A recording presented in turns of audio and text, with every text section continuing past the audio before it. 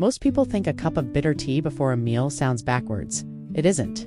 This is chicory root, and 17th century herbalists drank it before eating, not after. In the next 90 seconds, you're making a proper bitter-style chicory tea.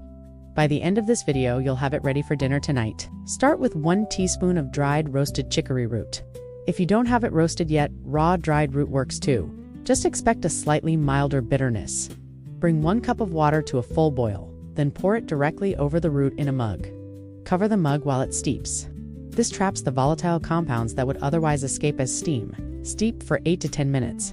Any less and you're left with weak, flavorless water instead of a true bitters tea.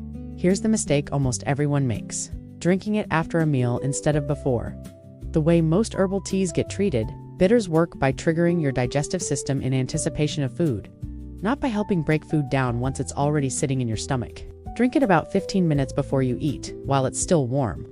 Strain out the root before drinking, and don't add milk. It'll bind to some of the bitter compounds and dull the effect you're after. Fresh dried root keeps in an airtight container away from light for up to a year. 17th century herbalists insisted bitters be taken before a meal, never after. A rule passed down with no real explanation beyond, "This is how it's done." It shows up the same way in English herbal household manuals, in French aperitif traditions, and in German Magenbetter recipes, all developed independently, all landing on the exact same timing. It turns out that rule wasn't superstition. It lines up with something called the cephalic phase digestive response. The moment something bitter hits your tongue, your body starts releasing digestive enzymes and stomach acid before any food even arrives. A study published in the journal Appetite measured this response specifically with bitter compounds, and found measurably increased digestive secretions within minutes of bitter taste exposure. The old herbalists didn't know the mechanism. They just noticed that before worked and after didn't, and they were right. This is also why a pre-dinner aperitif became a tradition across half of Europe.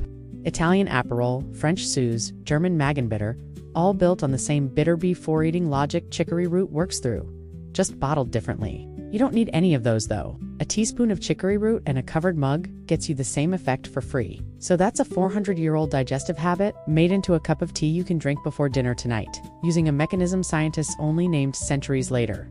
You didn't need a fancy aperitif bottle for this one. You needed a tea bag and 10 minutes.